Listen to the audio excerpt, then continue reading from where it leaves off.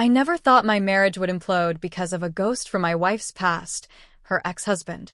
Sure, I knew they had a history. She'd been married before, and they shared a daughter. That alone was enough to make me careful about stepping on old emotional wounds. But the idea that my wife would go back to him, willingly, secretly, and with our teenage stepdaughter blatantly supporting them, never even crossed my mind. Yet that's exactly what happened, turning my once stable world upside down.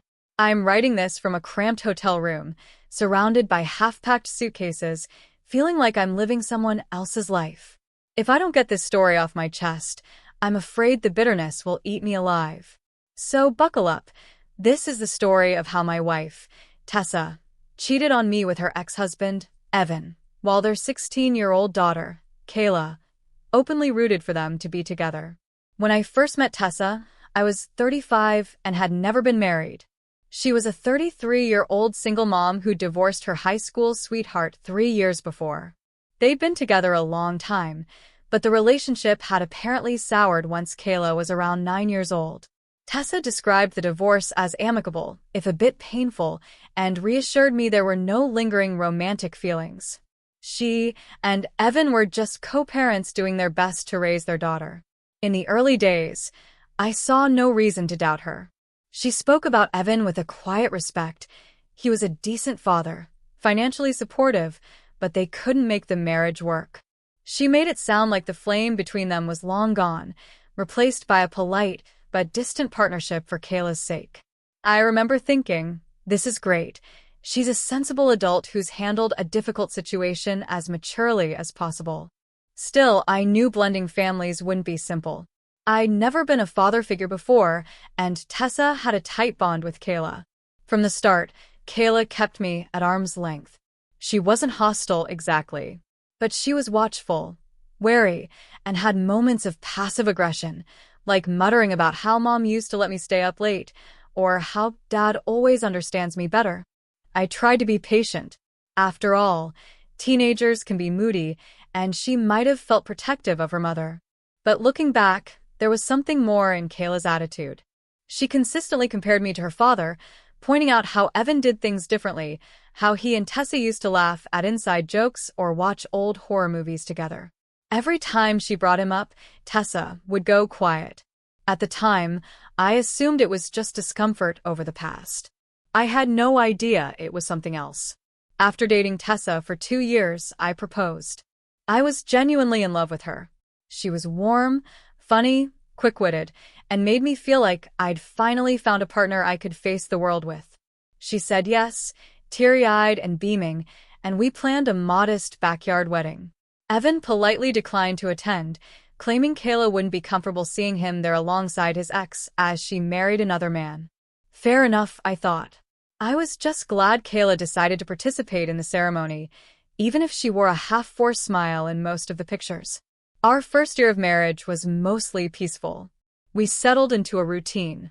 Kayla spent every other weekend with Evan and seemed content enough, though she'd sometimes make snarky remarks like, "Dad's new place has a bigger TV," or "Dad says you don't really know how to grill." Tessa would roll her eyes at her daughter's comments, but never really reprimand her. Maybe she worried about pushing Kayla further away. Around the time we were celebrating our first anniversary, Evan's name began popping up more often. Kayla would talk about how Dad and Mom used to go on these crazy road trips, or she'd bring out old photo albums to show me how great her parents were together before everything got messy. Tessa laughed these moments off as Kayla's nostalgia. I tried to shrug it off, too. But sometimes, I caught a wistful look on Tessa's face when she glanced at those photos. I'd see her linger on a picture of her and Evan on some beach vacation from years back. She'd quickly flip the page if she noticed me watching. My gut gave a slight twist each time, but I told myself I was being paranoid. People can miss certain aspects of their past without it meaning they want them back, right? Gradually, Tessa's mention of Evan became more frequent. She'd say, "Evan called about Kayla's sports schedule," or "Evan wants to coordinate a better plan for picking Kayla up." Perfectly logical reasons for them to communicate. But a few times I noticed she'd be smiling at her phone, tapping out messages, only to quickly lock the screen when I walked into the room. I'd tease her. "What, "Are you texting your secret boyfriends?" expecting a laugh. Instead, she'd go stiff, mutter a vague response, and change the subject. Kayla, meanwhile, began dropping hints that Dad might be moving back to town, or Dad thinks you two should be civil. She'd say this with a hint of glee in her voice, like she was harboring a delicious secret. It was baffling. Why would Kayla care so much about her parents reconnecting, especially when her mother was already remarried? One evening, I came home from work to find Tessa in an unusually good mood, humming an old love song while cooking dinner. I tried to wrap my arms around her waist, asking, "What's got you so happy?" She flinched, as if I'd broken a spell. "Oh, nothing," she said too quickly, stepping away to stir the pasta. That's when I noticed a second dinner plate set aside, a meal portion that seemed too big to be for Kayla, who was out with friends. But Tessa mumbled something about needing leftovers for tomorrow and shoved it into the fridge. A turning point came when Kayla returned from a weekend at Evan's place, beaming like she'd just won the lottery. She slipped into her room without a word to me, which wasn't unusual, but Tessa followed behind her a few minutes later. Through the half-open door, I heard Kayla excitedly talking about Dad's plan and Tessa murmuring something in agreement. Then Kayla said, "I knew you guys would work things out," followed by giggles. My heart pounded. Work things out? Over the next few days, Tessa grew distant. She'd leave the house early, claiming she needed to run errands or go for a jog, yet come back looking more put together than ever, hair styled, makeup fresh. I finally decided to check our shared phone plan, wanting to see if she was making a lot of calls to one specific number. Sure enough, the logs showed dozens of texts and calls to Evan at odd hours, 10 p.m., 6 a.m., midday, lunch breaks that didn't align with her actual lunchtime. My anger spiked, but I wasn't ready to accuse her without something more concrete. I needed proof. So I did what felt abhorrent. I installed a keylogger on our home computer and set up a way to mirror her text messages on an old iPad. It felt wrong, invasive, but my gut told me something was happening right under my nose. Within a week, I had more than enough evidence. There were flirtatious messages about old memories, remember that summer trip to Lakeview? And references to new rendezvous, I'll pick you up at 5. Kayla can cover for us? My stomach lurched when I read lines like, "I miss you so much," and "I want our family back together." The real dagger was the conversation thread where Kayla chimed in, "You two belong together. Don't worry about him. He's not your real soulmate anyway." They were talking about me. I confronted Tessa one evening after Kayla went to bed. I couldn't hold back anymore. The rage and betrayal boiling inside me demanded release. I showed her the screenshots. Her face went pale, then scarlet with a mix of guilt and anger. She yelled at me for invading her privacy, said I was crazy to be spying on her. I reminded her that we were married, and I had every right to want to know if she was sneaking around with her ex-husband. That shut her up fast. With tears in her eyes, she admitted it had started, innocently enough, with phone calls about Kayla. But as they talked, old feelings resurfaced. Evan claimed he'd changed, that he missed the family life they once had. Tessa confessed that part of her had never gotten over their divorce. They'd been together since they were teenagers, and she felt a pull she couldn't ignore. She insisted she hadn't planned on this happening, but it just did. When I asked her where Kayla fit into all this, Tessa's expression turned pained. Kayla, it turned out, had been encouraging them. She wanted her biological parents to reunite. Kayla saw me as an intruder, someone who came along and stole her mother's affection, preventing the possibility of her real parents getting back together. So she facilitated their secret meetings, covering for her mom, even lying about Tessa's whereabouts if I called. I demanded to know if Tessa and Evan had slept together. She hesitated just long enough to give me my answer. My knees nearly buckled. We'd shared a bed, Tessa and I, but in the meantime, she was seeing Evan behind my back. The thought of them together, physically, made me sick. The next morning, I tried to pretend life was normal, but every glance at Tessa set my nerves on edge. Kayla avoided me entirely. She locked herself in her room with music blaring, not wanting to face the fallout. Tessa and I spoke in hushed, urgent tones. She insisted she loved me in a way, but she also loved Evan for the history they shared. I asked her if she was planning to leave me. She said she didn't know. She wanted to figure things out. That evening, Kayla came out of her room, glaring at me like I was the villain in her story.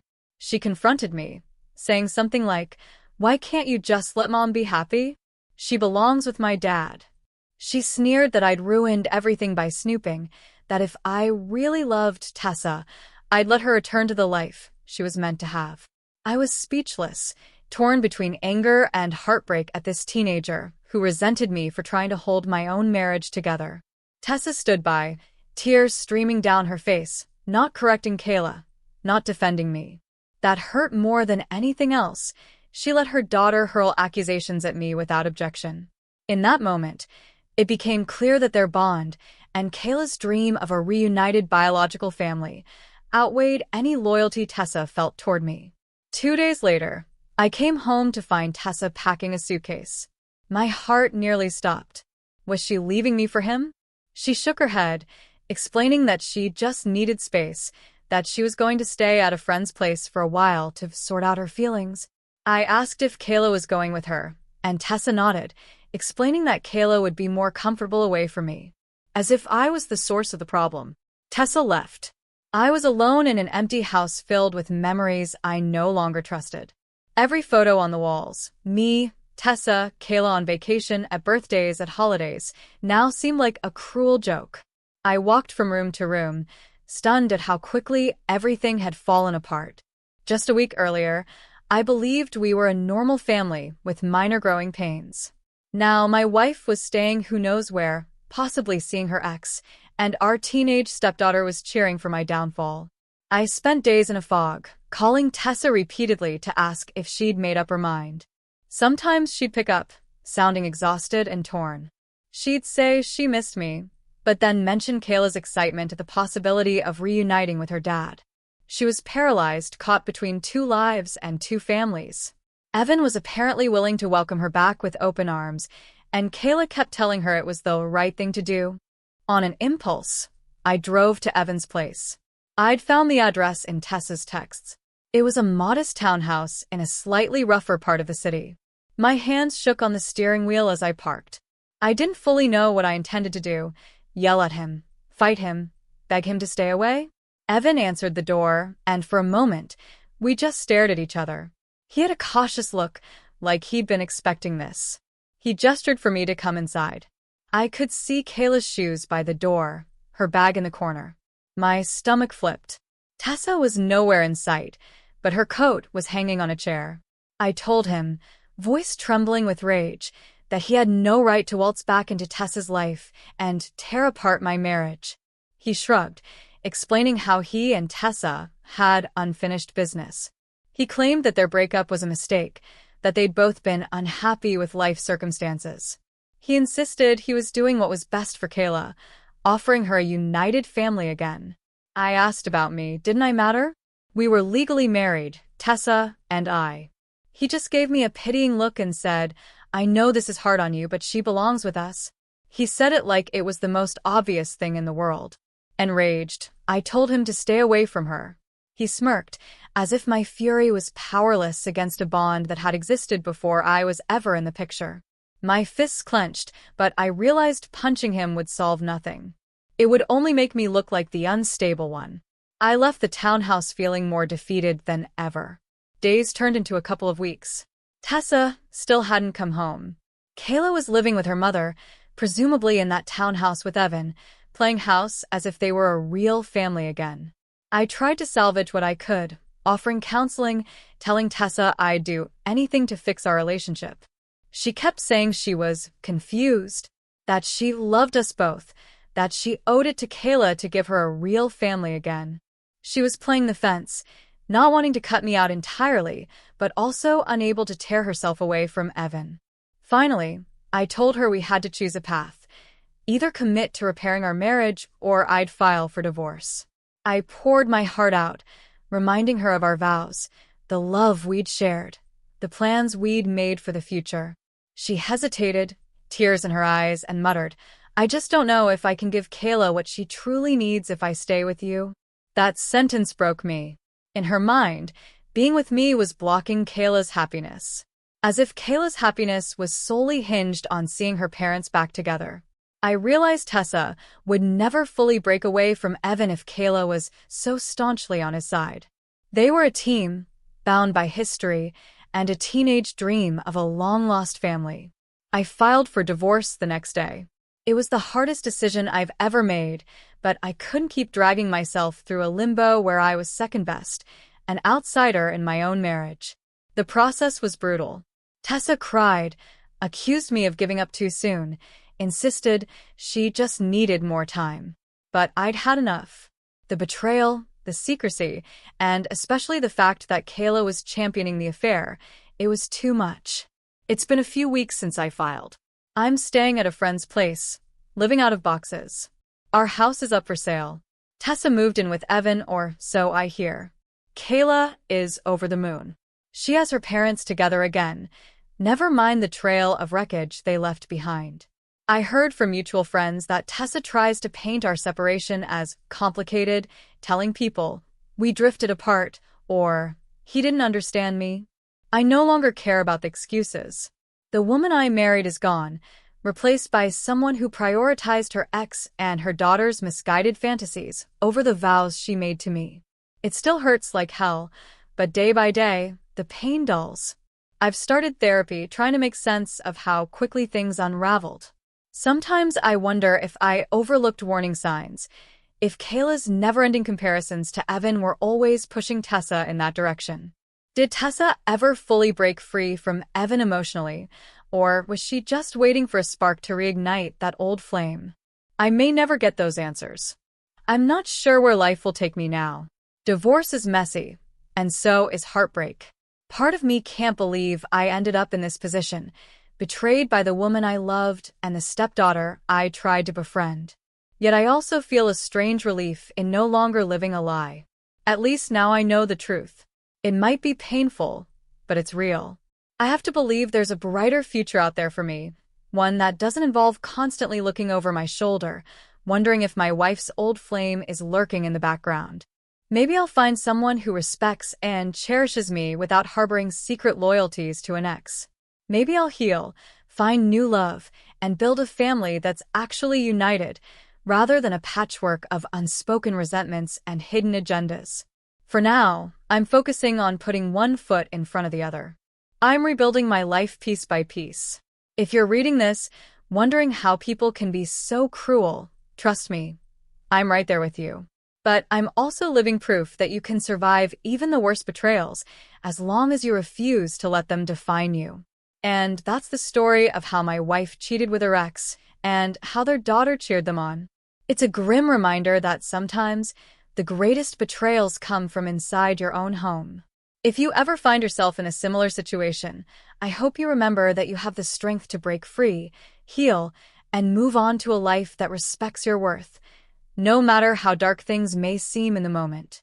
I'm living that darkness now, but I'm determined to find the light. It might take time, but I know I'll get there.